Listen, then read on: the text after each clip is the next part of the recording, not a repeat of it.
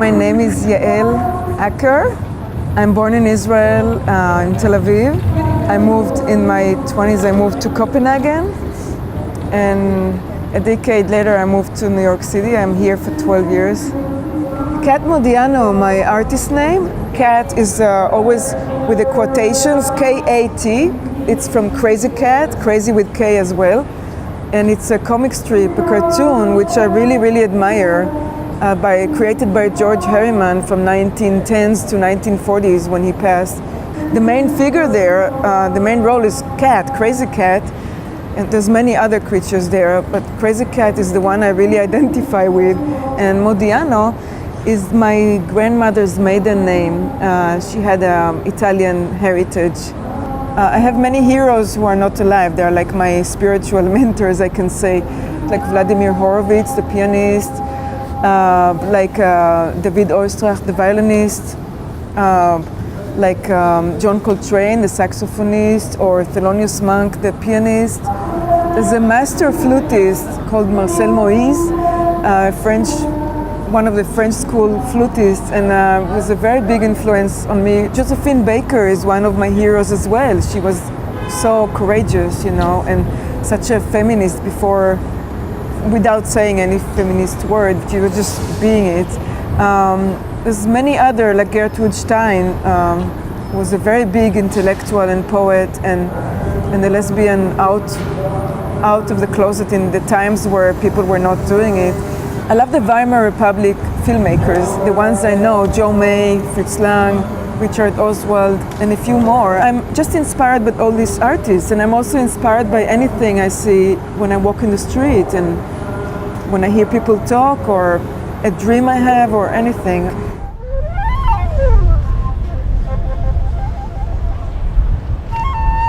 Flute is what really resonated with me, so it was natural, I just picked it up.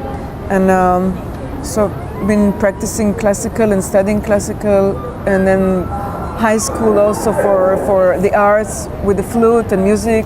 And then I traveled a bit in Europe with a friend in my hippie time, and then I performed in the streets a lot, so I played a lot of jazz and Latin, and didn't practice so much my classical, but then I came back to it, luckily for me, because that's what stabilized me. And the electronic music, I just studied a bit at the Rubin Academy in my first high education, and then it continued from there on. I use samples, so I use not MIDI samples, but everything is audio, either my own recordings or recordings that I find. I'll give you an example. So you see my vocabulary is kind of eclectic in a way. So I can use a part of Mahler, a piece by Mahler, a piece by Schoenberg, a piece by Bartok, some songs from Australian Aborigine, many different things. I just put it all together as I fancy. When I did soundtrack to Metropolis, so I have a soundtrack that synchronizes with all 2.5 hours, or the soundtrack to Different from the Others, which is what I will perform at Vineta Pavilion. That's only 55 minutes, but lots of changes. So also there I implemented many different things, many different moods.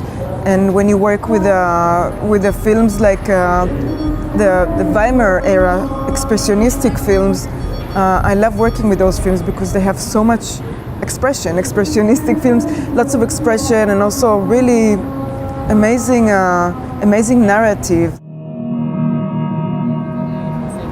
Yeah, the film I will use for Vineta Pavilion is called Different from the Others.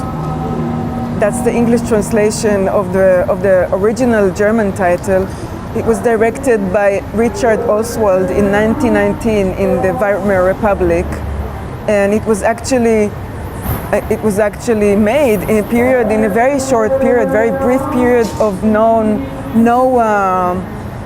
discrimination in the Weimar era. There was just a short period where you didn't have any censorship, but that by the time the film came out, the censorship came back too, and so the film was already taken away to other places, and that's why we are lucky to have the reconstruction of it that was made by the München Film Museum.